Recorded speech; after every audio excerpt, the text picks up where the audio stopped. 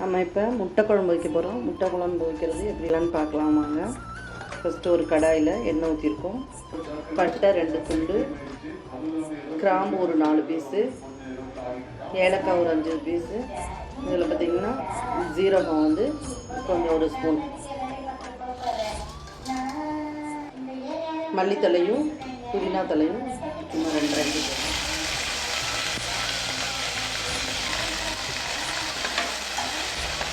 ஃப்ரெஷ்ஷாக பச்சை மிளகாய் ஒரு 4 பச்சை மிளகாய் போடும். எல்லாமே எண்ணெயில் தான் வணக்கி விடணும். தலை எண்ணெயில் நல்லா பொரிஞ்சதுக்கப்புறம்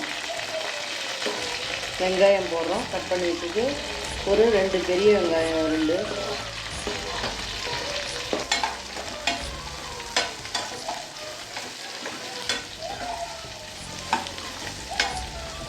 வெங்காயம் வணங்குறதுக்கு நம்ம உப்பு கொஞ்சம் போட்டுக்கிறோம்.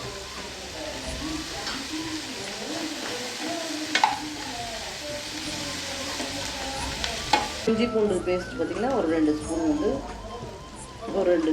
போடுறோம்.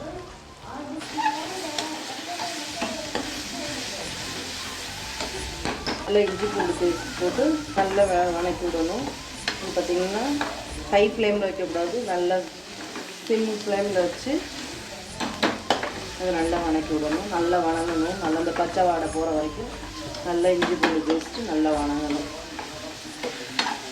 இப்போ வணங்கினதுக்கப்புறம் தக்காளி வந்து ஒரு பெரிய தக்காளி வந்து 2 தக்காளி அரைச்சி வச்சுருக்கோம். இந்த 2 தக்காளி போட்டோம்.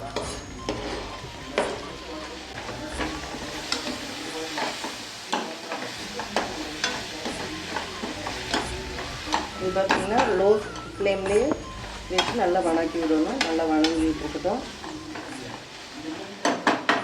இது வந்து ஒரு தட்டு போட்டு மூடி வச்சுக்கணும். நல்லா வேகட்டும்.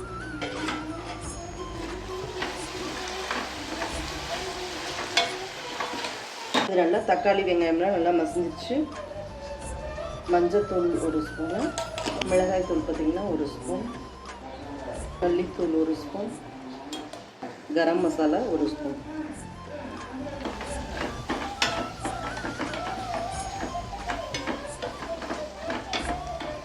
பார்த்திங்கன்னா தேவையான அளவு தண்ணி ஊற்றுறோம்.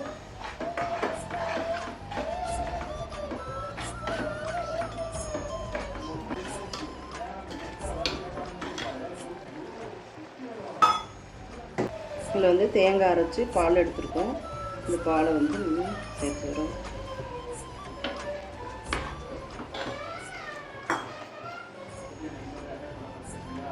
குழம்பு கொதிச்சிருச்சு. முட்டையை பார்த்திங்கன்னா இந்த முட்டையை வந்து அங்கங்கே கொஞ்சம் கொஞ்சமாக கீரல் போட்டு வந்து குழம்புல சேர்த்துடலாம். இப்படி செஞ்சோம்னா குழம்பு வந்து இதுக்குள்ளே போகும், நல்லாயிருக்கும்.